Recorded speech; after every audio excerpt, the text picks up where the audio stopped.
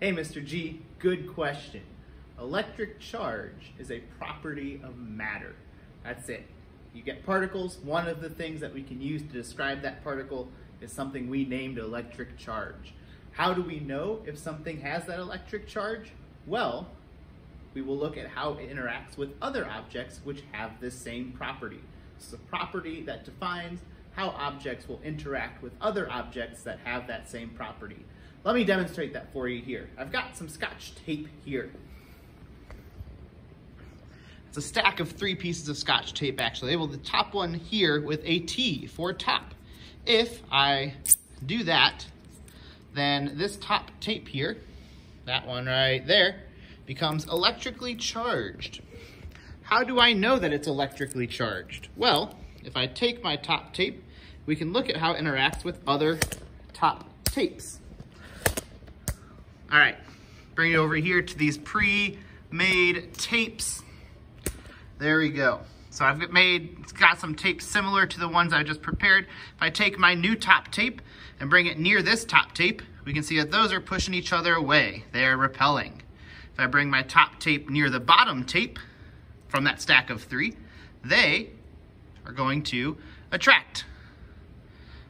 I'll pull you in closer here so you can see it on this side.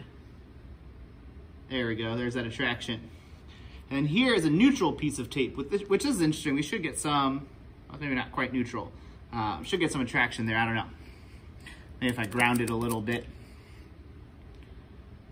I don't know. But anyways, if I go grab the bottom tape now from that stack on top, just gonna grab it up here.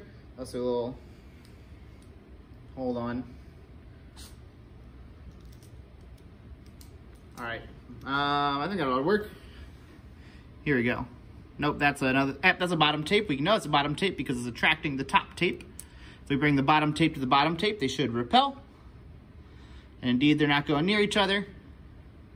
And not much with the neutral. If I bring 2 neutral pieces of tape together, let me get one here. Here's my little guy. The neutral tapes shouldn't do anything.